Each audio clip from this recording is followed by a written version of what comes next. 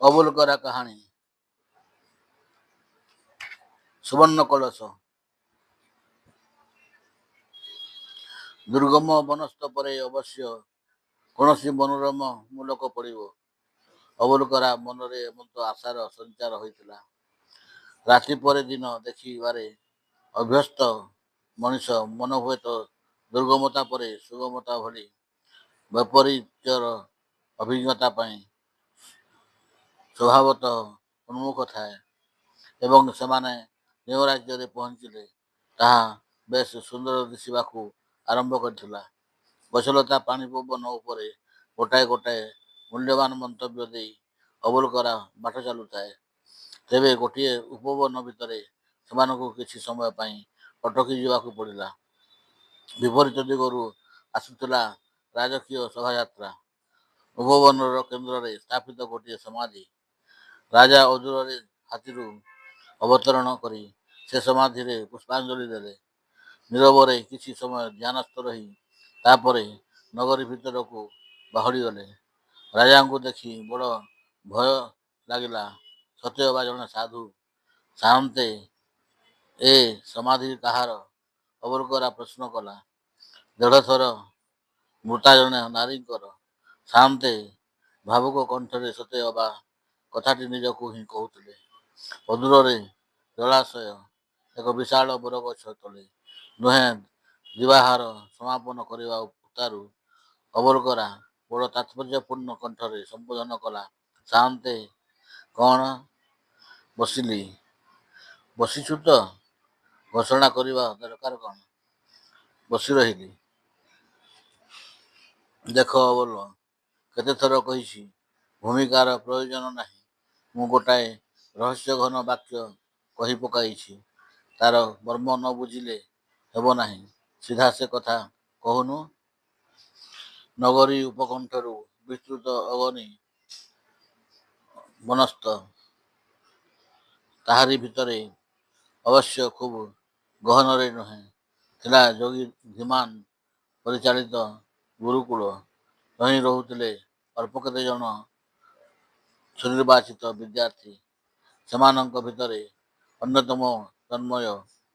ବିଦ୍ୟାଧ୍ୟୟନରେ ଯେପରି ସାଧନାରେ ସେହିପରି ନିଷ୍ଠାପରତାରେ ନିର୍ଭୁଲ ପରିଚୟ ଦେଇଥିଲେ ତନ୍ମୟ। ଉତ୍ତମ ସ୍ୱଭାବ ଓ ସଦୟ ଆଚରଣ ଯୋଗୁଁ ସେ ଥିଲେ ସମସ୍ତଙ୍କର ପ୍ରୀତିଭାଜନ। ଗୁରୁକୁଳ ସନ୍ନିକଟବର୍ତ୍ତୀ କ୍ଷିପ୍ରା ନଦୀରେ ଆସିଥିଲା ବନ୍ୟା। ସାହସୀ ତଥା ସନ୍ତରଣପଟୁ ତନ୍ମୟ ସ୍ରୋତର ପ୍ରାବଲ୍ୟ ଭିତରେ ଛନ୍ଦି ହୋଇ ସ୍ନାନ କରିବାରେ ତୃପ୍ତି ପାଉଥିଲେ। ତୁଠ ପରେ ପରେ ନଈର ବାଙ୍କ। ସେହି ଦିଗରୁ ଶୁଭିଲା ଗୋଟିଏ ଆର୍ତ୍ତନାଦ। ଏକାଗ୍ର ହେଲେ ତନ୍ମୟ। ଆର୍ତ୍ତନାଦର ବ୍ୟାଖ୍ୟା ଖୋଜି ପାଇବା ପୂର୍ବରୁ ହିଁ ତାଙ୍କ ଦେହରେ ଘୋଡ଼େଇ ହୋଇଯାଇଥିଲା ଗୋଟିଏ କୋମଳ କ୍ଷୀଣାଙ୍ଗୀ। ସେ ଯଦି ମୁହୂର୍ତ୍ତକ ପାଇଁ ଭାରସାମ୍ୟ ହରାଇଥାନ୍ତେ, ତେବେ କ୍ଷୀଣାଙ୍ଗୀଟି ସହ ସ୍ୱୟଂ ହୋଇଥାନ୍ତେ ସ୍ରୋତର ଶିକାର। କିନ୍ତୁ କ୍ଷୀଣାଙ୍ଗୀକୁ ରକ୍ଷା କରିବା ସଙ୍ଗେ ସଙ୍ଗେ ସେ ଆତ୍ମରକ୍ଷା ବି କରିପାରିଲେ। କିନ୍ତୁ କ୍ଷୀଣାଙ୍ଗୀ କବଳରୁ ନୁହେଁ, କୃତଜ୍ଞା କନ୍ୟା ତାଙ୍କ ଚେତନାକୁ ଆବୋରି ବସିଲା। ନାମଟି ତାର ସୁସ୍ମିତା। ନଈ ଆର ତଟରେ ଅରଣ୍ୟର ନିବିଡ଼ତର ଅଞ୍ଚଳରେ ବାସ କରୁଥିବା ତାନ୍ତ୍ରିକ ଚଣ୍ଡଗୌରାଙ୍ଗଙ୍କର ପାଳିତା କନ୍ୟା। ତନୁଟି ତାର ଚମ୍ପା। ନୟନ ଦୁଇଟି ନକ୍ଷତ୍ର। କେତେବେଳେ ତାହା ହୀରାର ପ୍ରଖରତା ବିକିରଣ କରେ ତ କେତେବେଳେ ଶିଶିର ବିନ୍ଦୁର କମନୀୟତା। ନଈକୂଳରେ ତମାଳ ବନରେ ମୃଦୁ ମେଘର ଛାୟା ତଳେ କେବେ କେବେ ସର୍ବନିମ୍ନ ଶବ୍ଦ ବିନିମୟରେ ଓ କେବେ କେବେ ନିଜେ ନିଜେ ନୀରବ ରହି ବକ୍ତବ୍ୟତକ ଯୋଡ଼ିଏ କୋଇଲିଙ୍କ କଣ୍ଠରେ ନ୍ୟସ୍ତ କରିଦେଇ ମନ୍ଦ ମନ୍ଦ ହସର ବିନିମୟରେ ଦୁହେଁ ପରସ୍ପରର ନିକଟତର ହେବାର ପ୍ରଥମ ପର୍ଯ୍ୟାୟ ସମାପିତ ହୋଇ ତନ୍ମୟ ସୁସ୍ମିତା ଘରକୁ ଯାଇ ତାନ୍ତ୍ରିକ ଚଣ୍ଡ ଗୌରାଙ୍ଗଙ୍କୁ ଶ୍ରଦ୍ଧା ନିବେଦନ କରିବା ପର୍ଯ୍ୟାୟ ଆରମ୍ଭ ହେଲା। ଅର୍ଥାତ୍ ତନ୍ମୟ ଓ ସୁସ୍ମିତାଙ୍କ ମିଳାମିଶା ହେଲା ଅବାଧ। ସୁସ୍ମିତାର ବୁଦ୍ଧି ତଥା ତାର ବିଚକ୍ଷଣ ପ୍ରୟୋଗ, ସାହସ ତଥା ତାର ସଦୁପଯୋଗର ବହୁ ଦୃଷ୍ଟାନ୍ତ ଯେମିତି ତନ୍ମୟଙ୍କୁ ମୁଗ୍ଧ କଲା। ତା ପ୍ରତି କନ୍ୟାଟିର ଆନ୍ତରିକ ସରାଗ ତାଙ୍କୁ ସେହିପରି ଅଭିଭୂତ କଲା। ବାପା କହୁଥିଲେ, ତମେ ଇଚ୍ଛା କଲେ ତନ୍ତ୍ରବିଦ୍ୟା ଆୟତ୍ତ କରିବାରେ ଅସାମାନ୍ୟ ସାଫଲ୍ୟ ଲାଭ କରନ୍ତ। ଦିନେ ସୁସ୍ମିତା କହିଲା, ତୁମ ପିତା ମୋ ସାମର୍ଥ୍ୟର ଅତି ରଞ୍ଜିତ ଆକଳନ କରିଛନ୍ତି ବୋଲି କହିବାର ସାହସ ଯେପରି ମୋର ନାହିଁ, ତନ୍ତ୍ର ଶିକ୍ଷା ପାଇଁ ଆବଶ୍ୟକୀୟ ସାହସ ବି ମୋର ସେହିପରି ନାହିଁ। କାହିଁକି? ଗୁରୁଦେବଙ୍କଠୁ ଶୁଣିଥିଲି ତନ୍ତ୍ରର ଆଭିମୁଖ୍ୟ ସଂସାରର ସବୁ ବସ୍ତୁ, ସବୁ ଆକର୍ଷଣ, ସବୁ ଅବସ୍ଥାର ଗଭୀରରେ ନିହିତ ଦିବ୍ୟ ତତ୍ତ୍ୱ। ଆଧ୍ୟାତ୍ମ ବିଜ୍ଞାନର ଏହି ମୌଳିକ ସତ୍ୟ ଉପରେ ତନ୍ତ୍ର ପ୍ରତିଷ୍ଠା। ତେବେ ଦିବ୍ୟତର ସନ୍ଧାନରେ ବାହାରି ଅନ୍ୟ ଆଧ୍ୟାତ୍ମିକ ଅନୁସନ୍ଧାନ ଯେଉଁ ସବୁ ବସ୍ତୁ ଆକର୍ଷଣ ଓ ଅବସ୍ଥାକୁ ଏଡ଼ାଇ ଯିବା ଅନିବାର୍ଯ୍ୟ ମନେ କରନ୍ତି, ଦୁଃସାହସିକ ତାନ୍ତ୍ରିକମାନେ ପ୍ରକୃତିର ସେହି ସବୁ ଆକର୍ଷଣ ସମ୍ବଳିତ ମାୟା ସୁଡ଼ଙ୍ଗରେ ସଚେତନ ଭାବରେ ପ୍ରବେଶ କରନ୍ତି। କିନ୍ତୁ ସୁଡ଼ଙ୍ଗ ଶେଷରେ ସତ୍ୟର ଆଲୋକରେ ଯାଇ ପହଞ୍ଚିବା ଭଳି ସୌଭାଗ୍ୟ କ୍ୱଚିତ୍ କାହାର ହୁଏ। ଅଧିକାଂଶ ସନ୍ଧାନୀ ସୁଡ଼ଙ୍ଗ ନିହିତ ଗୋପନ ଗୁମ୍ଫା ସବୁରୁ ନିଃସୃତ ରଙ୍ଗ ବେରଙ୍ଗର ଭେଜାଲ ଆଲୁଅରେ ମୁଗ୍ଧ ହୋଇ ଅର୍ଥାତ୍ କିଛି କିଛି ବିଭୂତି ବା ସବୁ କରି ବିଦ୍ୟା ଆୟତ୍ତ କରି ଏ ଅବାଟ ଦେଇ ସୁଡ଼ଙ୍ଗରୁ ବାହାରି ଆସନ୍ତି, ଯାଇଥାନ୍ତି ସତ୍ୟର ଉପଲବ୍ଧି ପାଇଁ, ଆସନ୍ତି ଅବିଦ୍ୟାର କ୍ରୀତଦାସ ହୋଇ। ମୁଁ ଶେଷ ପର୍ଯ୍ୟନ୍ତ ମୋ ସଂକଳ୍ପରେ ଅଟଳ ରହି ସୁଡ଼ଙ୍ଗ ଶେଷ ସୂର୍ଯ୍ୟ ଦେଖିବି, ସେତେ ବଡ଼ ଆତ୍ମବିଶ୍ୱାସ ମୋର ନାହିଁ। ତା ଛଡ଼ା ତାନ୍ତ୍ରିକ ପଥ ମୋର ସ୍ୱଧର୍ମ ହୋଇଥିଲେ ଗୁରୁଦେବ ମୋତେ ତୁମ ପିତାଙ୍କ ପାଖକୁ ପଠାଇ ଦେଇଥାନ୍ତେ। ସୁସ୍ମିତା ମୁହଁରେ ଯେଉଁ ଭାବ ଫୁଟି ଉଠିଲା, ତାହା ଖୁସିର ବୋଲି କହିବାକୁ ହେବ। ସେଭଳି କୌଣସି କଠୋର ଜୀବନଯାପନ ଯଦି ତୁମର ଉଦ୍ଦେଶ୍ୟ ନୁହେଁ, ତେବେ ଅନୁଚାରିତ ପ୍ରସ୍ତାବର କମନୀୟତା ଅନୁପାତରେ ସୁସ୍ମିତା ଲଜ୍ଜାରୁଣା ହେଲା। ମୃଦୁ ହସି କହିଲା, ତନ୍ମୟ, ତନ୍ତ୍ର ମାର୍ଗରେ ନ ହେଲେ ବି କଠୋର ଯୋଗ ମାର୍ଗରେ ଅଗ୍ରସର ହେବା ମୋର ଉଦ୍ଦେଶ୍ୟ ଥିଲା ନିଶ୍ଚୟ। କିନ୍ତୁ ତାହା ତୁମ ସହ ଭେଟ ହେବା ପୂର୍ବରୁ। ସେଦିନ ଦୁହେଁ ସେ ଦିଗରେ ଆଉ ଅଗ୍ରସର ହୋଇ ନ ଥିଲେ। ସେତେବେଳେ ଅରଣ୍ୟରେ ବସନ୍ତ ଋତୁର ପ୍ରଥମ ସ୍ପର୍ଶ ଲାଗିଥିଲା। ଫୁଲମାନେ ଅଳ୍ପ ପରିମାଣରେ ଫୁଟି ଆଗାମୀ କାଲିଗୁଡ଼ିକୁ ଯେପରି ବିପୁଳ ଆଶାବାଦ ସହକାରେ ଅପେକ୍ଷା କରିଥିଲେ, ସେଥିରେ ଅନୁପ୍ରାଣିତ ତନ୍ମୟ ଓ ସୁସ୍ମିତା ବି ସେହିପରି ସବୁ ସ୍ୱପ୍ନ ଏକାବେଳକେ ଫୁଟାଇ ଦେବାକୁ ପ୍ରସ୍ତୁତ ନଥିଲେ। ବସ୍ତୁତଃ ସେତେବେଳେ ସମଗ୍ର ଭବିଷ୍ୟତ ଏକ ନିରବଚ୍ଛିନ୍ନ ବସନ୍ତ ବୋଲି ସେମାନଙ୍କର ଭ୍ରମ ହେଉଥିଲା। ଗୁରୁ ଧୀମାନ ତାଙ୍କର ଜଣେ ବୟସ୍କ ପଟ୍ଟଶିଷ୍ୟ ଉପରେ ଗୁରୁକୁଳର ଦାୟିତ୍ୱ ନ୍ୟସ୍ତ କରି ଅନିର୍ଦ୍ଦିଷ୍ଟ କାଳ ପାଇଁ ହିମାଳୟ ଯିବାକୁ ପ୍ରସ୍ତୁତ ହେଉଥିଲେ। ସେ ପ୍ରସ୍ତୁତିରେ ତନ୍ମୟକୁ କେତେକ ବିଶେଷ ସାହାଯ୍ୟ କରିବାକୁ ପଡ଼ୁଥିଲା। ଉପରୋକ୍ତ ସଂଳାପ ପରେ 5 ଦିନ ପର୍ଯ୍ୟନ୍ତ ସୁସ୍ମିତା ସହ ତାର ସାକ୍ଷାତ ହେଲା ନାହିଁ। ଷଷ୍ଠ ଦିନ ଯେତେବେଳେ ଉଭୟଙ୍କର ଭେଟ ହେଲା, ସେତେବେଳେ ସୁସ୍ମିତା କେମିତି ଅଭିଭୂତା ଦିଶୁଥିଲା। ସତେଅବା ସେ ଅଟକି ଯାଇଛି ନିଦ୍ରା ଓ ଜାଗରଣର ସୀମାନ୍ତରେ। ତୁମେ ଏମିତି ଦିଶୁଛ କାହିଁକି? ଆଶ୍ଚର୍ଯ୍ୟ ହୋଇଥିଲା ତନ୍ମୟ। ତୁମ ପାଇଁ। ତନ୍ମୟ ପ୍ରଶ୍ନବାଚୀ ଆଖିରେ ଅନେଇ ରହିଲା। ତା ସଂସ୍ପର୍ଶରେ ସୁସ୍ମିତା ଯଥାଶୀଘ୍ର ସ୍ୱାଭାବିକ ଚେତନାକୁ ପ୍ରତ୍ୟାବର୍ତ୍ତନ କଲା ଓ ଯାହା କହିଲା ତାର ମର୍ମ ହେଲା, ସେ ତା ପିତାଙ୍କ ଅଜ୍ଞାତସାରରେ ଏକ ବିଶେଷ ନାକ୍ଷତ୍ରିକ ଯୋଗାଯୋଗର ସୁଯୋଗ ନେଇ ଏପରି ଏକ ତାନ୍ତ୍ରିକ ଅନୁଷ୍ଠାନ କରିଛି, ଯାହା ଫଳରେ ତନ୍ମୟର କପାଳରେ ପ୍ରାୟୋତିଳକ ଅଙ୍କିତ ହେବା ସମ୍ଭବ ହୋଇପାରେ। ଏକଥା ଉପରେ ତନ୍ମୟ କେତେ ଗୁରୁତ୍ୱ ଦେଲା କହିହେବ ନାହିଁ। ସେ ପ୍ରଶ୍ନ କଲା, ତନ୍ତ୍ର ଦ୍ୱାରା କ'ଣ ଜଣକର ଭାଗ୍ୟ ବଦଳାଇ ଦେବା ସମ୍ଭବପର? ନା, ମଣିଷ ନିଜେ ହିଁ ନିଜ ଭାଗ୍ୟ ବଦଳାଇ ପାରେ, କିମ୍ବା ପାରେ ଦିବ୍ୟ କୃପା। ଦିବ୍ୟ କୃପା ମୋତେ ରାଜା କରିବାର କୌଣସି କାରଣ ନାହିଁ। ଆଉ ମୋ ଭାଗ୍ୟ ସେଭଳି ମୋଡ଼ ନେବା ପାଇଁ ମୁଁ ନିଜେ କିଛି କରିନାହିଁ। ଯୁକ୍ତି ଦେଲା ତନ୍ମୟ। କରିନାହିଁ? ନା ତ? ସୁସ୍ମିତା ହସିଲା। ମୋ ସହ ତୁମର ସମ୍ପର୍କ କ'ଣ? ଏକ କର୍ମ ନୁହେଁ? ଏ ସମ୍ପର୍କ କ'ଣ ତୁମ ଭାଗ୍ୟକୁ ପ୍ରଭାବିତ କରନ୍ତା ନାହିଁ? ଆଉ ଏ ସମ୍ପର୍କ କ'ଣ ତୁମର ଅନିଚ୍ଛାକୃତ? ଏ ପ୍ରଶ୍ନର ଉତ୍ତର ଦେଇପାରିଲା ନାହିଁ ତନ୍ମୟ। ମଣିଷର ଇଚ୍ଛା ଅନିଚ୍ଛା ଏବଂ ଘଟଣା ଚକ୍ର ଭିତରେ ଠିକ୍ କେଉଁଠି ସୀମାରେଖା ଟାଣିବା ସମ୍ଭବପର? ସୁସ୍ମିତା ସହ ତାର ସମ୍ପର୍କ ସେ ଠିକ୍ କେଉଁ ପର୍ଯ୍ୟାୟରେ ରୋକିଦେଇ ପାରିଥାନ୍ତା? ତା ଚିନ୍ତାରେ ବାଧା ଦେଇ ଆଶ୍ୱାସନା ଶୁଣାଇଲା ଭଳି କହିଲା ସୁସ୍ମିତା। ରାଜପଦ ଏଭଳି କିଛି ଅସ୍ୱାଭାବିକ ଭାଗ୍ୟ ନୁହେଁ। ବାପା କହୁଥିଲେ ତୁମ କପାଳରେ ଅସାଧାରଣ ଲକ୍ଷଣ ରହିଛି। ରାଜା ନ ହେଲେ ହୁଏତ ହେବ ଗୁରୁ। ସମାଜ ଆଗରେ ରାଜା ବିରାଟ, କିନ୍ତୁ ଅତି ଭୌତିକ ସ୍ତରରୁ ଦେଖିଲେ ତାହା ବହୁ ସମ୍ଭାବନା ଭିତରେ ଅନ୍ୟତମ ମାତ୍ର। ତନ୍ମୟ ମୁଗ୍ଧ ହେବା ସଙ୍ଗେ ସଙ୍ଗେ ଜ୍ଞାନ ମାର୍ଗରେ ନିଜର ସୀମା ବିଷୟରେ ସଚେତନ ହେଲା ଓ ଆଲୋଚନାକୁ ଅବନମିତ କଲା ଭିନ୍ନ ଏକ ପର୍ଯ୍ୟାୟକୁ। ଆଚ୍ଛା, ନାରୀମାନଙ୍କ ପାଇଁ ପରା ତାନ୍ତ୍ରିକ କ୍ରିୟାକଳାପ ମନା? କୁସଂସ୍କାର ତନ୍ତ୍ରର ଉତ୍ସ କିଏ? ଶକ୍ତି ନାରୀ ରୂପରେ ପୂଜିତା। ମୋ ବାପାଙ୍କ ଦୀକ୍ଷାରେ କେତେ ନାରୀ ଭୈରବୀ ବନିଛନ୍ତି। ତେବେ କେତେକ ନିର୍ଦ୍ଦିଷ୍ଟ କ୍ରିୟାକଳାପ ନିଷେଧ। ନିଜ ପାଇଁ ଅନ୍ୟର ହିତାହିତ ପାଇଁ ଉଦ୍ଦିଷ୍ଟ କୌଣସି ଅନୁଷ୍ଠାନ ନିଷିଦ୍ଧ ନୁହେଁ। ଅନ୍ତତଃ ଅନ୍ୟ ପ୍ରତି କଲ୍ୟାଣ ଭାବରେ ଉଦ୍ବୁଦ୍ଧ ହୋଇ ଯାହା କରାଯାଇଥାଏ ତାହା ଦୋଷାବହ ହୋଇପାରେ ନା।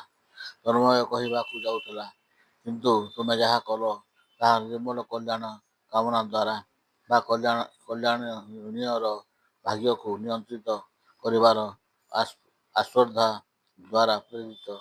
ତେବେ ସେଭଳି ରୁକ୍ଷ ବାକ୍ୟ ସେ କାହାରି ପ୍ରତି ପ୍ରୟୋଗ କରିପାରୁ ନଥିଲା। ସୁସ୍ମିତା ପ୍ରତି କରିବାର ପ୍ରଶ୍ନ ବା କାହୁଁ ଉଠୁଥିଲା।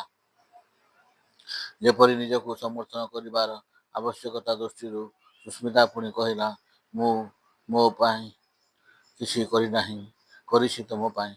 ତନ୍ମୟ ହସି କହିଲା, କିନ୍ତୁ ରାଜାଙ୍କ ବାମ ପାର୍ଶ୍ୱର ସିଂହାସନ କ'ଣ ଖାଲି ରହିବ?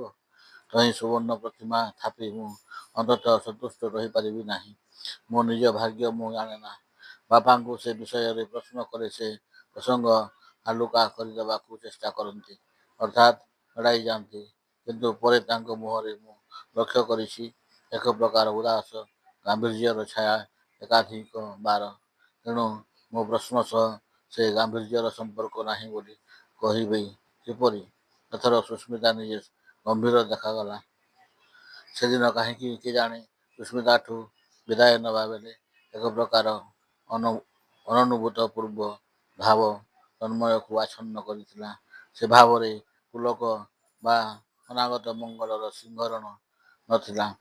ଥିଲା ସୁସ୍ମିତା ପ୍ରତି ଗଭୀର କୃତଜ୍ଞତା, କିନ୍ତୁ କରୁଣ ବିଷାଦମୟ।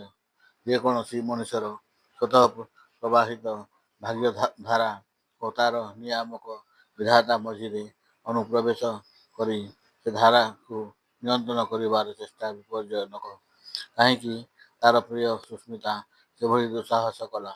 ସୁସ୍ମିତା ନିଜେ ବି ସ୍ୱତଃସ୍ଫୂର୍ତ୍ତ ଭାବରେ ହସି ପାରୁନଥିଲା। ପରଦିନ ସନ୍ଧ୍ୟାରେ ଗୁରୁ ଧୀମାନ ତନ୍ମୟକୁ ଡକାଇଲେ ଓ ତା ଆଖିରେ ଦୃଷ୍ଟି ନିବଦ୍ଧ କଲେ। ଅବିରେ ତନ୍ମୟ ଆଖି ଅବନତ କଲା। ବତ୍ସ, ଆଗାମୀ କାଲି ସୂର୍ଯ୍ୟୋଦୟ ସମୟରୁ ସୂର୍ଯ୍ୟାସ୍ତ ଭିତରେ ତମେ କୁଆଡ଼େ ନ ବାହାରିଲେ ଉତ୍ତମ। ତମର ତ ଦୀର୍ଘ ସମୟ ଧ୍ୟାନସ୍ଥ ରହିବାର ଅଭ୍ୟାସ ଅଛି, ତେଣୁ ସମୟ ବିତିଯିବ। ତନ୍ମୟ ଜିଜ୍ଞାସୁ ଦୃଷ୍ଟିରେ ଅନାଇଲା, କିନ୍ତୁ ଗୁରୁ ଉଠିପଡ଼ିଲେ। ଅର୍ଥାତ୍ ସେ ନିଜ ନିର୍ଦ୍ଦେଶର ବ୍ୟାଖ୍ୟା ଦେବାକୁ ପ୍ରସ୍ତୁତ ନଥିଲେ। ବିସ୍ମିତ ହେଲେ ବି ତନ୍ମୟ ଆଜ୍ଞା ପାଳନ ପାଇଁ ପ୍ରସ୍ତୁତ ହେଲା। ଅନୁଜ ପାହାଡ଼ର ଧାଡ଼ିଏ ଗୁମ୍ଫା ଉପରେ କେତୋଟି କୁଟୀର ତହିଁରୁ ଗୋଟିଏ। ତାର ସୂର୍ଯ୍ୟୋଦୟ ପୂର୍ବରୁ ସ୍ନାନାଦି ସମାପନ କରି ତନ୍ମୟ ଧ୍ୟାନରେ ବସିଲା। ଅଭ୍ୟାସ ବ୍ୟାହତ ହୋଇଥିଲେ ବିଚଳିତ ଚିତ୍ତବୃତ୍ତି ନିରୋଧ କେଡ଼େ କଷ୍ଟସାଧ୍ୟ, ଆଜି ସେ ତାହା ବୁଝିଲା ଓ ବୁଝି ଲଜ୍ଜିତ ହେଲା। ସଙ୍ଗେ ସଙ୍ଗେ ସେ ଆହୁରି ଗୋଟିଏ କଥା ବୁଝି ଚମତ୍କୃତ ହେଲା। ସେ ଏ ତ୍ରୁଟି ପାଇଁ ନିଜକୁ ଧିକ୍କାର ଦେବାକୁ ଅକ୍ଷମ। କାରଣ ଧ୍ୟାନାଭ୍ୟାସର ବିକଳ୍ପ ହୋଇ ଦେଖାଦେଇଥିଲା ସୁସ୍ମିତା ଉଦ୍ଦେଶ୍ୟରେ। ବେଳେ ବେଳେ ସେ ଧିକ୍କାରର ଅର୍ଦ୍ଧେକ ଚାଲିଯିବ, ତାହା ହେବାକୁ ଦେବା ଅସମ୍ଭବ। ସେ ଯାହା ହେଉ କ୍ରମେ ଧ୍ୟାନ ତାକୁ ପରିପାର୍ଶ୍ୱକୁ ବୁଲାଇଦେଲା। କୌଣସି ଅପ୍ରତ୍ୟାଶିତ କୋଳାହଳ ଓ ଧ୍ୱନିରେ ତା ଧ୍ୟାନ ଭଙ୍ଗ ହେଲା। ସେ ପୂରାପୂରି ପ୍ରକୃତିସ୍ଥ ହେବା ପୂର୍ବରୁ କୁଟୀର ବାହାରକୁ ଚାଲି ଆସିଲା। ସୂର୍ଯ୍ୟାସ୍ତକୁ ଅଳ୍ପ ସମୟ ବାକି। ସୁସଜ୍ଜିତ ଅଳଙ୍କୃତ ହାତୀ ପଛେ ପଛେ ଚାଲିଥିଲେ ରାଜ୍ୟର ପ୍ରବୀଣ ମନ୍ତ୍ରୀ, ସେନାପତି, ରାଜପୁରୋହିତ, କୋଟୱାଲ, ଅମାତ୍ୟବର୍ଗ, ସହସ୍ରାଧିକ ନାଗରିକ। ତନ୍ମୟ କିଛି ବୁଝିପାରିବା ପୂର୍ବରୁ ହାତୀ ଶୁଣ୍ଢ ଉପରକୁ ଉଠିଗଲା। ସୁବର୍ଣ୍ଣ କଳସରୁ ଗଳ ଗଳ ସୁଗନ୍ଧ ନୀର ଅଜାଡ଼ି ହୋଇପଡ଼ିଲା ତନ୍ମୟ ମୁଣ୍ଡରେ। ବିପୁଳ କରତାଳି ଓ ଜୟଧ୍ୱନିରେ ଅରଣ୍ୟ ମୁଖରିତ ହେଲା। ଉଠିପଡ଼ି ଓ ଶିଳାଖଣ୍ଡମାନ ଆରୋହଣ କରି ମନ୍ତ୍ରୀ, ସେନାପତି ଓ କୋଟୱାଲ ତନ୍ମୟକୁ ଅଭିବାଦନ ଜଣାଇଲେ ଓ ନମ୍ର ଭାବରେ କହିଲେ, ମଣିମା, ହାତୀ ଉପରେ ଆସନ ଗ୍ରହଣ କରନ୍ତୁ। କାହିଁକି? ତନ୍ମୟ ବିକଳ ବିହ୍ୱଳ କଣ୍ଠରେ ପ୍ରଶ୍ନ କଲା। ଆପଣ ଆମର ବିଧି ନିର୍ଦ୍ଦିଷ୍ଟ ନୂତନ ରାଜା। ମନ୍ତ୍ରୀ ଜଣାଇଲେ। ରାଜା ଅପୁତ୍ରିକ ଅବସ୍ଥାରେ ମୃତ୍ୟୁବରଣ କରିବା ସମ୍ବାଦ ବୋଧହୁଏ ଆପଣଙ୍କ ଗୋଚରକୁ ଆସିନାହିଁ, କହିଲେ ସେନାପତି। ବହୁ ପୁରାତନ ପରୀକ୍ଷିତ ଓ ପବିତ୍ର ବିଧି ଅନୁସାରେ ପାଟହାତୀ ଉପରେ ନୂତନ ରାଜା ମନୋନୟନର ଭାର ଛାଡ଼ି ଦିଆଯାଇଥିଲା। ନଗର ଜନପଦ ଛାଡ଼ି ହାତୀ କାହିଁକି ଅରଣ୍ୟରେ ପ୍ରବେଶ କଲା, ଆମେ ତାହା ଭାବି ବିସ୍ମିତ ହେଉଥିଲୁ। ହାତୀ କିନ୍ତୁ ଯଥାବିଧି ତା କର୍ତ୍ତବ୍ୟ ପାଳନ କରିଛି, କହିଲେ କୋଟୱାଲ। ଚାଲନ୍ତୁ ମଣିମା, ଅଭିଷେକ ଓ ସିଂହାସନାରୋହଣ ପରେ ଆପଣ ନିର୍ଦ୍ଦେଶ ଦେଲେ ଯାଇ ପୂର୍ବ ରାଜାଙ୍କ ସତ୍କାର ହେବ। ରାଜା ବିନା ଆଉ ଜଣେ ରାଜାର କଳେବର ଅପସାରଣ କରିବାର ଆଦେଶ ଆଉ କିଏ ବା ଦେଇପାରିବ, କହିଲେ ପୁରୋହିତ। ମନ୍ତ୍ରୀ ଓ ସେନାପତି ତନ୍ମୟକୁ ପ୍ରାୟ ଠେଲି ନେଇ ଚାଲିଲେ। ଜନତାର ଉଲ୍ଲାସ ଧ୍ୱନି ଅବ୍ୟାହତ ରହିଥାଏ।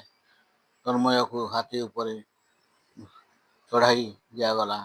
ହାତୀ ନଗରୀ ଅଭିମୁଖେ ଚାଲିଲା। ଉଆସରେ ତନ୍ମୟ କଣ୍ଠରେ ପୁଷ୍ପମାଲ୍ୟ ତଥା ରତ୍ନହାର ପକାଇ ତାକୁ ସ୍ୱାଗତ କଲେ। ପିତୃମାତୃହରା ରାଜକନ୍ୟା ହେମବତୀ ଅଭିଷେକ ସକାଶେ ପ୍ରସ୍ତୁତି ସରିଥାଏ। ତନ୍ମୟ ସିଂହାସନାରୂଢ଼ ହୋଇ ମୃତ ରାଜାଙ୍କ ସତ୍କାର ପାଇଁ ନିର୍ଦ୍ଦେଶ ଦେଲା। ପୁରୋହିତଙ୍କ ମନ୍ତ୍ରୋଚ୍ଚାରଣ ତଥା ଅମାତ୍ୟବର୍ଗ ଓ ସମ୍ଭ୍ରାନ୍ତ ଜନତାର ଜୟଧ୍ୱନି ଭିତରେ ତନ୍ମୟ ଭାବୁଥାଏ ସୁସ୍ମିତା କଥା, କେଡ଼େ ଅସାଧାରଣ ତାର ଶକ୍ତି। ପୁଣି ଭାବୁଥାଏ ଗୁରୁଙ୍କ ନିର୍ଦ୍ଦେଶ କଥା। ଦିବ୍ୟଜ୍ଞାନୀ ଗୁରୁ ନିଶ୍ଚୟ ତାର ଏଭଳି ଭବିଷ୍ୟତ ଚାହୁଁ ନଥିଲେ। ସେ ତାକୁ କୁଟୀରରୁ ବାହାରିବାକୁ ନିଷେଧ କରିଥିଲେ। ମୁଁ ଗୁରୁଙ୍କୁ ଭେଟିବାକୁ ଯିବି। ଆସିବା ପୂର୍ବରୁ ତାଙ୍କର ଅନୁମତି ଓ ଆଶୀର୍ବାଦ ଆଣିବାର ସମୟ ପାଇଲି ନାହିଁ। 3 ଦିନ ବ୍ୟାପୀ କ୍ରମାଗତ ଅନୁଷ୍ଠାନ ପରେ ସୁଯୋଗ ପାଇ ତନ୍ମୟ ମନ୍ତ୍ରୀକୁ କହିଲା, ମହାରାଜ, ଗୁରୁ ଧୀମାନ ହିମାଳୟ ଚାଲିଗଲେଣି। ତା ଛଡ଼ା ପରବର୍ତ୍ତୀ ଅନୁଷ୍ଠାନଟି ଶେଷ ହୋଇଯାଉ। ତେଣିକି ଆପଣ ଉଆସରୁ ବାହାରିବେ। ମନ୍ତ୍ରୀ ଜଣାଇଲେ। ପରବର୍ତ୍ତୀ ଅନୁଷ୍ଠାନ? ମହାରାଜ, ରାଜକୁମାରୀ ହେମବତୀଙ୍କ ସହ ଆପଣଙ୍କର ଶୁଭ ପରିଣୟ। ଅସମ୍ଭବ! ସଜ୍ଞାନ ଜୀବନରେ ପ୍ରଥମ ଥର ପାଇଁ ଚିତ୍କାର କରି କହିଲା ତନ୍ମୟ। ଚମକି ପଡ଼ିଲା ମନ୍ତ୍ରୀ, ସେନାପତି, ପୁରୋହିତ ଓ କୋଟୱାଲ। ଏଥିରେ ଅସମ୍ଭବ ବା ଅସ୍ୱାଭାବିକ କ'ଣ ମହାରାଜ? ଅନ୍ୟମାନଙ୍କୁ ସେଠାରୁ ଚାଲିଯିବାକୁ କହି ଚାରି ଶାସନ ପ୍ରମୁଖ ତନ୍ମୟଙ୍କୁ ପ୍ରଶ୍ନ କଲେ।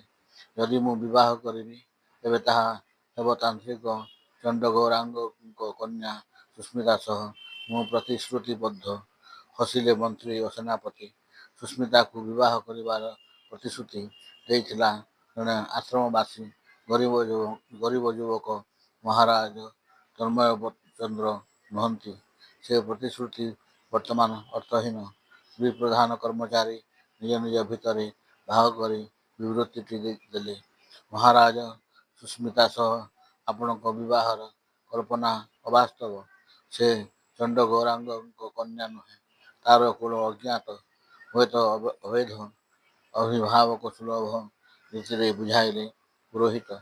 ଅବଶ୍ୟ ମହାରାଜ, ସୁସ୍ମିତା ଉଆସରେ ଆମ ରାଜକନ୍ୟାଙ୍କର ସଖୀ ଅର୍ଥାତ୍ ଆପଣଙ୍କ ସେବିକା ଭାବରେ ରହିବାରେ କାହାରି ଆପତ୍ତିର ଅବକାଶ ଥାଇ ନପାରେ। ସମସ୍ୟାର ସମାଧାନ ଯୋଗାଇଦେବା ଭଙ୍ଗୀରେ କହିଲେ କଟୁଆଳ। ଅସମ୍ଭବ! ପୁନର୍ବାର ଚିତ୍କାର କଲା ତନ୍ମୟ। ମୁଁ ରାଜକନ୍ୟାଙ୍କୁ ବିବାହ କରିବି ନାହିଁ। ଆପଣ କରିସାରିଛନ୍ତି ମହାରାଜ। ତାଙ୍କ ମାଲା ଗ୍ରହଣ କରି ଆଉ ସର୍ବସମକ୍ଷରେ ଆପଣଙ୍କୁ ବରଣ କରିବାର ପ୍ରମାଣ ରଖିବା ପରେ ରାଜକନ୍ୟା ଭିନ୍ନ କାହାକୁ ବିବାହ କରିବାର ପ୍ରଶ୍ନ ବା ଉଠିବ କିପରି?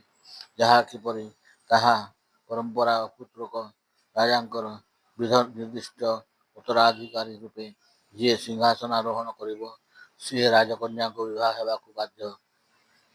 ରାଜକନ୍ୟା ନଥିଲେ ଅବଶ୍ୟ ଆପଣଙ୍କର ଅନ୍ୟତ୍ର ବିବାହର ସ୍ୱାଧୀନତା ଥାନ୍ତା, କହିଲେ ମନ୍ତ୍ରୀ। ଅଧୈର୍ଯ୍ୟ ଭାବରେ କହିଲା ତନ୍ମୟ। ହାତୀ ଯେ ମୋ ମୁଣ୍ଡରେ ସୁବର୍ଣ୍ଣ କଳସ ଢାଳିଲା, ତାହା ସୁସ୍ମିତା ଯୋଗୁଁ। ସେ ରହସ୍ୟ ଆପଣମାନଙ୍କୁ ମୁଁ ବୁଝାଇବି କିପରି? ପ୍ରମୁଖଗଣ ପରସ୍ପରକୁ ଅନାଇଲେ ଓ ପୁରୋହିତ କହିଲେ, ମହାରାଜ, ଆପଣ ବାସ୍ତବିକ ବୁଝାଇ ପାରିବେ ନାହିଁ। ଆମ ପାଇଁ ସେ ରହସ୍ୟର ଏକମାତ୍ର ଅର୍ଥ ହେଲା ଦୈବ ବିଧାନ। ଆପଣଙ୍କ ପାଇଁ ଭାଗ୍ୟ, ସୌଭାଗ୍ୟ। ବାସ୍। ତନ୍ମୟ ବୁଝିଲା ନାହିଁ। ଯୁକ୍ତି ପ୍ରତିଯୁକ୍ତି ଲାଗି ରହିଲା ମଧ୍ୟରାତ୍ରି ଯାଏ। ସେସବୁ ଅମୀମାଂସିତ ରଖି ପ୍ରମୁଖ ଚାରିଜଣ ବିଦାୟ ନେଲେ। ଶୋଇବାକୁ ଚେଷ୍ଟା କଲା କ୍ଳାନ୍ତ ତନ୍ମୟ। ନିଦ ଆସିଲା ନାହିଁ। ଶେଷ ପ୍ରହରରେ ସେ ଚମକି ପଡ଼ିଲା। ପ୍ରାସାଦ ସମ୍ମୁଖରେ ଏ କାହାର କଣ୍ଠସ୍ୱର? କାହା ପ୍ରତି ଦ୍ୱାରରକ୍ଷୀମାନଙ୍କର ଧମକ? ତନ୍ମୟ ଶୟନ କକ୍ଷରୁ ବାହାରି ଆସିବା ମାତ୍ରେ ବ୍ୟକ୍ତିଗତ ସେବକ ଦୁଇଜଣ ଅଭିବାଦନ ଜଣାଇ ପ୍ରଶ୍ନ କଲେ, କି ଆଜ୍ଞା ମଣିମା? ତନ୍ମୟ ଭାବିଲା, ସେ ତନ୍ଦ୍ରାବେଶରେ ଯାହା ଶୁଣିଲା ତାହା ତାର କଳ୍ପନା ଓ ଭୟ ମାତ୍ର। ସୁସ୍ମିତା ଏଭଳି ଉନ୍ମାଦିନୀ ଭଳି ଆସି ତାକୁ ଭେଟିବାକୁ ଚାହିଁବ, ଏହା ସମ୍ଭବ ନୁହେଁ। ପରଦିନ ବ୍ୟାପୀ ତାକୁ ଦରବାରରେ ବସି ରହିବାକୁ ହେଲା। ଜଣକ ପରେ ଜଣେ ସାମନ୍ତ ଆସି ତାକୁ ଅଭିବାଦନ ତଥା ଅଭିନନ୍ଦନ ଜଣାଇଲେ, ଭେଟିଦେଲେ। ପଣ୍ଡିତ ଓ କବିମାନେ ପ୍ରଶସ୍ତି ଗାନ କଲେ, ଆସି ଆନୁଗତ୍ୟ ଜଣାଇଲେ। ଏକ ପରେ ଏକ ଉଚ୍ଚପଦାରୂଢ଼ ରାଜକର୍ମଚାରୀ ତନ୍ମୟ ଯାନ୍ତ୍ରିକ ଭାବରେ ସେସବୁ ସ୍ୱୀକାର କରୁଥାଏ। କିନ୍ତୁ ଅବସର ପାଇଲେ ହିଁ ମନ୍ତ୍ରୀ ଓ ପୁରୋହିତଙ୍କ ଆଗରେ ବିବାହ ବିଷୟରେ ନିଜ ସିଦ୍ଧାନ୍ତର ଅଟଳତା ଦୋହରାଉଥାଏ। ନିଶୀଥର ପ୍ରଥମ ପ୍ରହର ଅତୀତ ହେବା ବେଳକୁ ତନ୍ମୟ ବିଶ୍ରାମ ପାଇଁ ଯିବାବେଳେ ଜଣେ ଅନ୍ତଃପୁରବାସିନୀ ଆସି ତନ୍ମୟକୁ କହିଲା, ମହାରାଜ, ରାଜକୁମାରୀ ହେମବତୀ ଆପଣଙ୍କୁ କିଛି ନିବେଦନ କରିବେ। ଅନ୍ତଃପୁରବାସିନୀ ହଟିଗଲେ। ପର୍ଦ୍ଦାର ଆଢ଼ୁଆଳରୁ ଦେଖାଦେଲେ ରାଜକୁମାରୀ। ପୂର୍ବରୁ ଥରେ ମାତ୍ର ସେ ସୁନ୍ଦର ରୂପ ଦେଖୁଥିଲା ତନ୍ମୟ, କିନ୍ତୁ ବର୍ତ୍ତମାନ ସେ କାନ୍ଦୁଥିଲେ। ଫଳରେ ସେ ତୀବ୍ର ସୌନ୍ଦର୍ଯ୍ୟ ଅଦ୍ଭୁତ ପ୍ରଭାବଶାଳୀ ଦିଶୁଥିଲା। ମହାରାଜ, କୋହ ସମ୍ବରଣ କରି ରାଜକନ୍ୟା କହିଲେ, ଆପଣ ମୋତେ ଲୋକହସା କରନ୍ତୁ ନାହିଁ। ମୋର ପାଣି ଗ୍ରହଣ କରନ୍ତୁ। ପ୍ରତିଶ୍ରୁତି ଦେଉଛି, ଅଚିରେ ମୁଁ ଅପସରି ଯିବି। ଆପଣ ଆପଣଙ୍କ ମନୋନୀତାକୁ ବିବାହ ହେବେ। ରାଜକନ୍ୟା ବୁଲିପଡ଼ି ଚାଲିଗଲେ। ବଜ୍ରାହତ ପ୍ରାୟ ବସି ରହିଲା ତନ୍ମୟ। ପରଦିନ କଟୁଆଳ ଆସି କଥା ପ୍ରସଙ୍ଗରେ ଯେଉଁ ସମ୍ବାଦ ପରିବେଷଣ କଲେ, ତାହାର ଅର୍ଥ ଚଣ୍ଡ ଗୌରାଙ୍ଗ ଏବଂ ତାଙ୍କ ପାଳିତା କନ୍ୟା ଗୃହ ପରିତ୍ୟାଗ କରି କୁଆଡ଼େ ଚାଲିଯାଇଛନ୍ତି। ତାନ୍ତ୍ରିକମାନଙ୍କ ଉଦ୍ଦେଶ୍ୟ ବା ଆଚରଣ ଆମମାନଙ୍କ ପାଇଁ ପ୍ରହେଳିକା। କଟୁଆଳ ବିଜ୍ଞଜନୋଚିତ ମନ୍ତବ୍ୟ ଦେଲେ। ଅନଭିଜ୍ଞ ତନ୍ମୟ କାହାକୁ ନେଇ କିପରି ଭାବରେ ସେମାନଙ୍କ ଅନୁସନ୍ଧାନ କରିବ, ଏହା ବୁଝିପାରିଲା ନାହିଁ। ଏଣେ ପ୍ରମୁଖ ପୁରୋହିତ ଓ ଅମାତ୍ୟବର୍ଗଙ୍କ ଚାପ ବଢ଼ି ଚାଲିଥାଏ। ସର୍ବୋପରି ତନ୍ମୟର ଚେତନାକୁ ଆଚ୍ଛନ୍ନ କରିଥାଏ ରାଜକୁମାରୀଙ୍କ ଅବିସ୍ମରଣୀୟ ମୁହଁ। ଅଭିଷେକର ଷଷ୍ଠ ଦିବସରେ ବିବାହ ହୋଇଗଲା। ପରମ୍ପରା ଅନୁସାରେ ସିଂହାସନାରୋହଣର ଏକ ପକ୍ଷ ମୁତାରୁ ନୂଆ ରାଜା ସପତ୍ନୀ ବାରାଣସୀ ଯିବା ବିଧି। ତନ୍ମୟ ଓ ହେମବତୀ ଗଲେ। ବାରାଣସୀରେ ଉପନୀତ ହେବା ପରଦିନ ହିଁ ରାଜକୁମାରୀ ଶଯ୍ୟାଶାୟୀ ହେଲେ। ଅସୁସ୍ଥତା ତୀବ୍ରତର ହେଲା। କାଶୀ ନଗେଶଙ୍କ ଗୃହ ବୈଦ୍ୟ ଆସି ତାଙ୍କୁ ଉତ୍ତମ ରୂପେ ପରୀକ୍ଷା କଲେ ଓ ଚିକିତ୍ସା ଆରମ୍ଭ କଲେ। କିନ୍ତୁ ରାଜବୈଦ୍ୟ କ୍ରମେ ଅଧିକରୁ ଅଧିକ ଗମ୍ଭୀର ଦେଖାଗଲେ ଓ କେଇ ଦିନ ପରେ ଜଣେ ପ୍ରଖ୍ୟାତ ମନ୍ତ୍ରବିଦ୍ଙ୍କୁ ଧରି ଆସିଲେ। ହେମବତୀଙ୍କୁ ପରୀକ୍ଷା କରି ଉଭୟ ବିଷଣ୍ଣ ଭାବରେ ଲେଉଟିଗଲେ। ଭୀଷଣ ବିଚଳିତ ହେଲା ତନ୍ମୟ। ସେଦିନ ରାତିରେ ହେମବତୀ ତନ୍ମୟକୁ ଏକାନ୍ତରେ କିଛି କହିବାକୁ ଇଚ୍ଛା ପ୍ରକାଶ କରନ୍ତେ ପରିଚାରିକାମାନେ ବାହାରିଗଲେ। ହେମବତୀ ଅତି ମୃଦୁ କଣ୍ଠରେ କହିଲେ, ମହାରାଜ, ମୋ ପ୍ରତିଶ୍ରୁତି ରକ୍ଷା କରିବାର ସମୟ ଆସିଯାଇଛି। କିନ୍ତୁ ତାହା ମୁଁ ଚାହେଁନା ରାଜକୁମାରୀ, ପରିସ୍ଥିତି ବଦଳି ଯାଇଛି। ମୋତେ କ୍ଷମା କର। ମୁଁ ବି ଅବସର ଯିବାକୁ ଚାହେଁନା ମହାରାଜ। କିନ୍ତୁ ରାଜକୁମାରୀଙ୍କ କଣ୍ଠ କ୍ଷଣରୁ କ୍ଷୀଣତର ହୋଇ ନୀରବ ହେଲା ଓ ନୟନ ହେଲା ନିମୀଳିତ। ସେ ଶୋଇପଡ଼ନ୍ତୁ ଏହି ଶୁଭେଚ୍ଛା ନେଇ ବସି ରହିଲା ତନ୍ମୟ। ଅଦୂରରେ ଗଙ୍ଗାର ଅନ୍ୟତମ ଧାରା ବରୁଣର ମୃଦୁ କଲକଲ ନାଦ ବ୍ୟତୀତ ପରିବେଶ ନିସ୍ତବ୍ଧ ଥାଏ। ରାଜକୁମାରୀଙ୍କ ଶଯ୍ୟାରେ ଶୀର୍ଷରେ ସାମାନ୍ୟ କମ୍ପମାନ ଦୀପଶିଖା। ତନ୍ଦ୍ରାଚ୍ଛନ୍ନ ହୋଇ ପଡ଼ିଥିଲେ ତନ୍ମୟ। ମହାରାଜ, ଜୀବନରେ କେବେ ଏମିତି ଚମକି ନଥିଲା ତନ୍ମୟ। ଏ କଣ୍ଠସ୍ୱର ଅତି ପରିଚିତ, ଯଦିଓ ଆଜି ଏଥିରେ ବିଦ୍ରୂପର ଆଭାସ। ଦୀପଶିଖାର ବଳୟମାନ ଧୂମରେ ଯେପରି ଗୋଟିଏ ନାରୀ ମୂର୍ତ୍ତିର ଖସଡ଼ା। ମହାରାଜ, ରାଜକନ୍ୟା ଆଉ ନାହାନ୍ତି। କିନ୍ତୁ ତୁମେ ସୁସ୍ମିତା। ମୁଁ ବି ନାହିଁ। କିନ୍ତୁ ତୁମେ ଚାହିଁଲେ ରାଜକନ୍ୟା ଯୌବନ୍ୟାସ ପାଇବେ। ମୋର ଏ ପ୍ରାଣ ସତ୍ତାକୁ ମୂର୍ତ୍ତିମାନ କରି ଅନାହ ରାଜକନ୍ୟାଙ୍କ ଆଡ଼େ।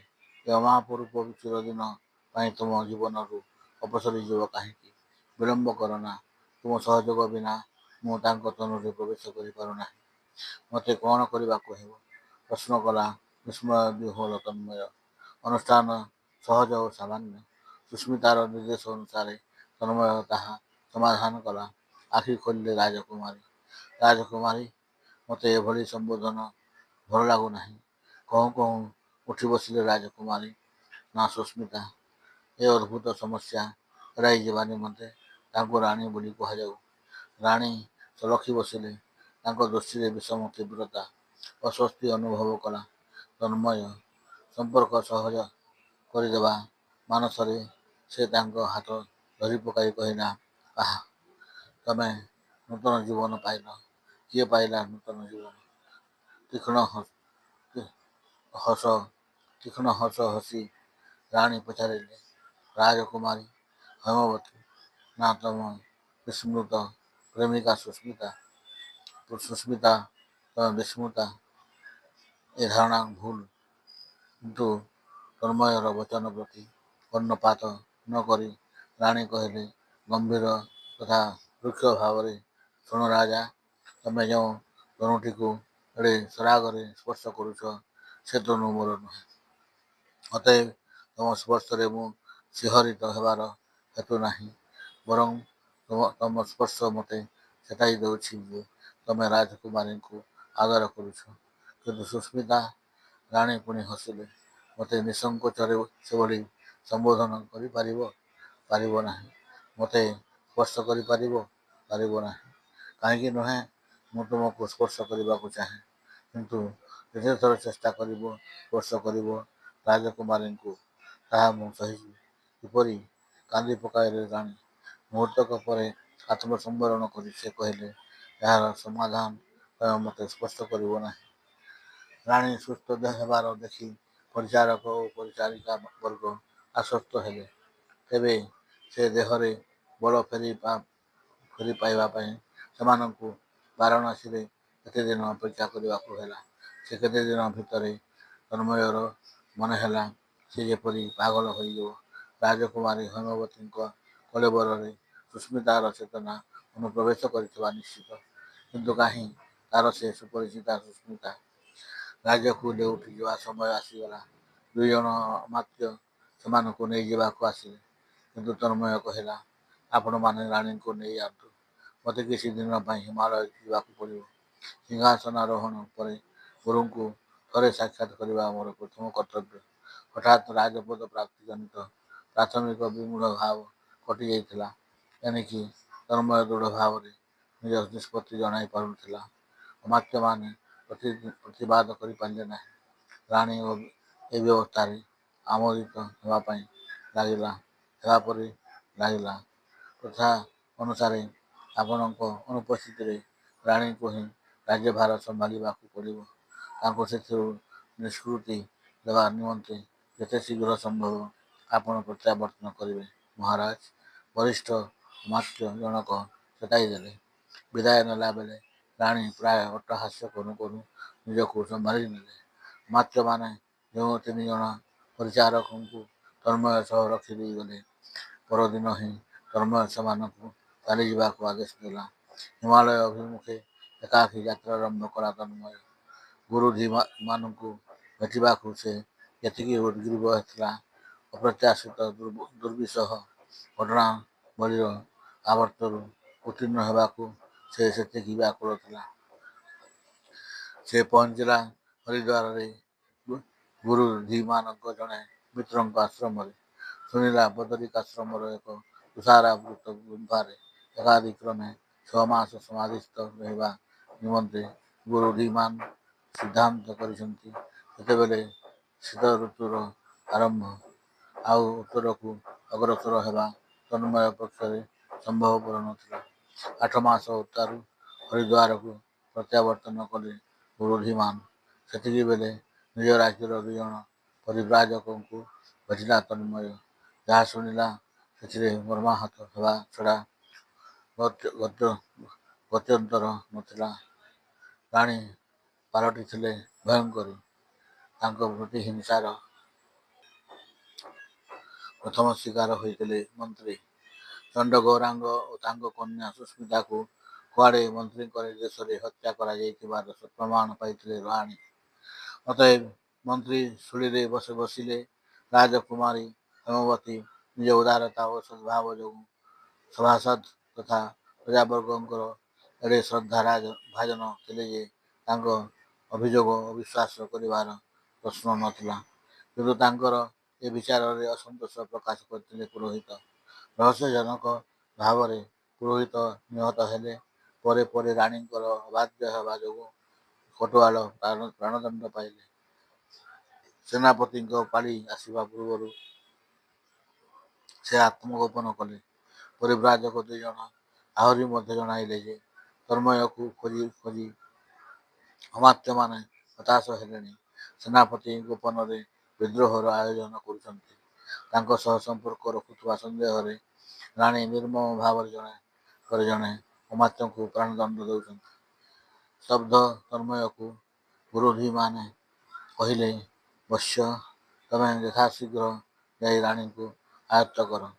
ତନ୍ମୟ ଗୁରୁଙ୍କୁ ସବୁ କହିସାରିଥିଲା। ସେ ପ୍ରଶ୍ନ କଲା, ଗୁରୁଦେବ, ଯେଉଁ ସୁସ୍ମିତା ଏତେ ଜ୍ଞାନୀ ଓ ଭଦ୍ର, ସେ କିପରି ଏଭଳି ନୃଶଂସ ଆଚରଣ କରିପାରୁଛି? ବତ୍ସ, ଯାହା ରାଜକୁମାରୀ ହେମବତୀଙ୍କ କଳେବରରେ ଅନୁପ୍ରବେଶ କଲା, ତାହା ସୁସ୍ମିତାର ଆତ୍ମା ନୁହେଁ, ପ୍ରାଣସତ୍ତା ମାତ୍ର। ତାର ଦୁରନ୍ତ ଆଶା, ଆବେଗ ଓ ଅଭିଳାଷର ବିସ୍ଫୋରଣୀ ଶକ୍ତି। ତମେ ଯେଉଁ ସୁସ୍ମିତାକୁ ଜାଣିଥିଲ, ତା ପ୍ରାଣସତ୍ତାକୁ ନିୟନ୍ତ୍ରଣ କରୁଥିଲା ତାର ଆତ୍ମା। ତେଣୁ ତା ବ୍ୟକ୍ତିତ୍ୱରେ ଥିଲା ଭାରସାମ୍ୟ। ଗୁରୁଧୀମାନ କହିଲେ, ଗୁରୁଦେବ, ରାଜକନ୍ୟା ହେମବତୀଙ୍କ ବିୟୋଗ ପାଇଁ ଦାୟୀ କିଏ? ମୁଁ ବଡ଼ ମର୍ମାହତ। ଏକ ନିଦାରୁଣ ଦୁଃଖପୂର୍ଣ୍ଣ ମୁହୂର୍ତ୍ତରେ ସେ ମରିବାକୁ ସିଦ୍ଧାନ୍ତ କରିଥିଲେ। ସଙ୍ଗେ ସଙ୍ଗେ ସୁସ୍ମିତା ନ ହେଲେ ତାର କୌଣସି ତାନ୍ତ୍ରିକ ଶୁଭେଚ୍ଛୁର ମାରାତ୍ମକ କ୍ରିୟାନୁଷ୍ଠାନ କାର୍ଯ୍ୟକାରୀ ହୋଇଥାଇପାରେ। ମୃତ୍ୟୁ କାମନା ଏକ ଆଧ୍ୟାତ୍ମିକ ଅପରାଧ। ଜଣେ ସେ କାମନାର ବଶୀଭୂତ ଥିବାବେଳେ ଅପଶକ୍ତିର ଅନିଷ୍ଟ ପ୍ରବଳ ହୋଇପାରେ। ଯେତେବେଳେ ରାଜକୁମାରୀ ବଞ୍ଚିବାକୁ ଇଚ୍ଛା କଲେ, ସେତେବେଳକୁ ବିଳମ୍ବ ହୋଇଯାଇଥିଲା। ବତ୍ସ, ତାଙ୍କର ବିଯୋଗ ପାଇଁ ତମର ଦାୟିତ୍ୱ ନାହିଁ। ଶାନ୍ତ ହୁଅ, କହିଲେ ଗୁରୁ। ସୁସ୍ମିତାର ମୃତ୍ୟୁ ପାଇଁ ଘଟଣାଚକ୍ର ହୁଏତ ମନ୍ତ୍ରୀଙ୍କ ଷଡ଼ଯନ୍ତ୍ର ଦାୟୀ। ତନ୍ମୟ ରାଜ୍ୟକୁ ଫେରିଲା, କିନ୍ତୁ ବିଳମ୍ବ ହୋଇଯାଇଥିଲା। ବିଦ୍ରୋହର ଚୂଡ଼ାନ୍ତ ପର୍ଯ୍ୟାୟରେ ବିଦ୍ରୋହୀମାନେ ଉଆସ ଆକ୍ରମଣ କରିଥିଲେ। ନିଶାର୍ଦ୍ଧରେ ଆତ୍ମରକ୍ଷାର ଚେଷ୍ଟା ପରେ ନିହତ ହୋଇଥିଲେ ରାଣୀ। ତନ୍ମୟ ଆସିବା ମାତ୍ରେ ବିଦ୍ରୋହୀମାନେ ଆତ୍ମସମର୍ପଣ କଲେ। ରାଜ୍ୟରେ ପ୍ରତ୍ୟାବର୍ତ୍ତନ କଲା ଶାନ୍ତି। ଉଦାସ ନିରାସକ୍ତ ତନ୍ମୟ ରାଜୁତି କରୁଛି। ସେ ବଡ଼ ଏକାକୀ। ଦେଢ଼ଥର ମୃତର ଅର୍ଥ ବୁଝିଲୁ ଏଥର। ସୁସ୍ମିତା ଥରେ ତା ନିଜ କଳେବରରେ ମରିଥିଲା, ଆଉ ଥରେ ତା ପ୍ରାଣସତ୍ତାଟି ରାଜକନ୍ୟାଙ୍କ କଳେବରରେ ମଲା। ଅବୁଲକରା ଗୁମ୍ ହୋଇ ବସିଥିଲା। ସାଆନ୍ତେ ତାଙ୍କ କଥା ଶେଷ କରିବା ସତ୍ତ୍ୱେ ତାର ସେ ମୁଗ୍ଧ ଭାବରେ ବ୍ୟତିକ୍ରମ ହେଉନଥିଲା। ଏଥର ଯିବା? ସାଆନ୍ତେ ତାଗଦା କଲେ। ସାଆନ୍ତେ କେଡ଼େ ବିଷମ ଏ ଧରା! ତନ୍ମୟ, ସୁସ୍ମିତା, ହୈମବତୀ ଏ କେହି କିଛି ଅପରାଧ କରିନଥିଲେ। ସୁସ୍ମିତା ଅବଶ୍ୟ ତନ୍ମୟର ଭାଗ୍ୟ ସହ ଖେଳି ତାର କଲ୍ୟାଣ ନାମରେ ନିଜର ଉଚ୍ଚାଭିଳାଷ ଓ ଅହମ୍ର ପରିଚୟ ଦେଇଥିଲା। କିନ୍ତୁ ତାର ସେ ଆଚରଣକୁ ଅପରାଧ ଆଖ୍ୟା ଦେଇ ହେବ କି? ଦେବାକୁ ବା ମୁଁ କିଏ? ଠିକ୍ କଥା ସାଆନ୍ତେ। ତଥାପି କେମିତି ସବୁ କିଛି ଓଲଟପାଲଟ ହୋଇଗଲା? କାହୁଁ ଆସି କ'ଣ ଘଟିଗଲା? ସାଆନ୍ତେ ହସିଲେ। ଅବୁଲ, ତତେ ମୁଁ ଏ କାହାଣୀ ସବିସ୍ତାରେ କହିବାର କାରଣ କ'ଣ ଜାଣୁ? ତୁ ସବୁ ବ୍ୟାପାରକୁ 2+2 ହେବା ନିୟମର ମାପକାଠିରେ ତଉଲିଥାଉ। ଜଣେ ଯଦି ଯାତନା ପାଇଲା, ତେବେ ସେ କିଛି ଦୋଷ କରିଥିବ ପରା। କିନ୍ତୁ ଦୁନିଆର ଦୃଶ୍ୟମାନ ନିୟମକାନୁନ ଅନ୍ତରାଳରେ ଅଜସ୍ର ଅଦୃଶ୍ୟ ବ୍ୟାପାର ରହିଛି। ଭୁଲ ନ କରି ବି ଲୋକେ ଯାତନା ପାଆନ୍ତି। ଅଜ୍ଞାନ, ଆଶା, ଆକାଙ୍କ୍ଷା, ସ୍ୱପ୍ନ, ଅଭିଳାଷ ଭରା ଏ ଦୁନିଆରେ କିଏ କେତେବେଳେ କିଭଳି ପରିସ୍ଥିତିରେ ପଡ଼ିଯିବ, ସେକଥା କହିବା ଯେପରି ଅସମ୍ଭବ। କାହିଁକି ପଡ଼ିଯିବ, ତାର ବ୍ୟାଖ୍ୟା ବାହାର କରିବା ବି ସେହିପରି ଅସମ୍ଭବ। ବୁଝିଲୁ? ବୁଝିଲି ବୋଧହୁଏ। ତେବେ ତ ଯିଏ ଯେତେ କଷ୍ଟ ପାଉ, ତା ଆତ୍ମାର ସମ୍ମତି ସମର୍ଥନ କ୍ରମେ ତାହା ପାଉଥିବ ପରା। ଅବୁଲ, ତୁ ଆତ୍ମା ଉପଲବ୍ଧ କରିଛୁ? ଯଦି କରିନାହୁଁ, ସେ କଥା କହିବାର ଅଧିକାର ତୋର ଆସିଲା କାହୁଁ? ସବୁ କଥାର ବ୍ୟାଖ୍ୟା ଖୋଜି ପାଇବା ସମ୍ଭବପର ନୁହେଁ। ଏତିକି ସତ୍ୟକୁ ନେଇ ଆପାତତଃ ସନ୍ତୁଷ୍ଟ ରହ। ଚଟାପଟ ପୁଣି ଗୋଟାଏ ଅନଧିକାର ବ୍ୟାଖ୍ୟା ଦେବାକୁ ପ୍ରଲୁବ୍ଧ ହୁଅନା। ଅବୁଲକରା ଚୁପଚାପ ବସି ରହିଲା। ଉଠ। ଉଠିବାକୁ ମନ ହେଉନାହିଁ। ଦେଖ ଅବୁଲ, ରାଜା ତନ୍ମୟଙ୍କ ଅନ୍ତେ ପୁଣି ଅବଶ୍ୟ ସୁବର୍ଣ୍ଣ କଳସ ଧରି ହାତୀ ବାହାରିବ। କିନ୍ତୁ ରାଜା ତନ୍ମୟ ଦୀର୍ଘଜୀବୀ ହୁଅନ୍ତୁ। ତୁ ଆଜିଠୁ ଏଠି ବସି ରହି ଲାଭ କ'ଣ? ଗୁରୁ ସାଆନ୍ତେ ସୁବର୍ଣ୍ଣ କଳସ ଢଳା ହେବା ଗପ ଶୁଣିଲେ ଯେମିତି ଉଲ୍ଲସି ଉଠୁଥିଲି, ନିଜ ମୁଣ୍ଡ ହଲାଇ ଦେଉଥିଲି। ତନ୍ମୟଙ୍କ ଇତିହାସ ଶୁଣିବା ପରେ ଆଉ ସେ ଶିହରଣ ଆସିବାର ଆଶା ନାହିଁ। ଅବୁଲକରା ଉଠିଲା। କିନ୍ତୁ ସାଆନ୍ତେ ହସିଲେ। ହସିଲେ କାହିଁକି? ଅବୁଲ, ଏ କାହାଣୀ 10 ଥର ଶୁଣିବା ପରେ ବି ହାତୀ ସୁବର୍ଣ୍ଣ କଳସ ଧରି ବାହାରିଲେ ଅନ୍ୟ ଏକ ସହସ୍ର ମୁଣ୍ଡ ଭଳି ତୋ ମୁଣ୍ଡ ଗୋଟିକ ବି ସିଆଡ଼େ ବେଳେ ବେଳେ ଢଳି ହୋଇଯିବ। ମଣିଷ ଚରିତ୍ର ବଡ଼ ବିଷମ ରେ ଅବୁଲ।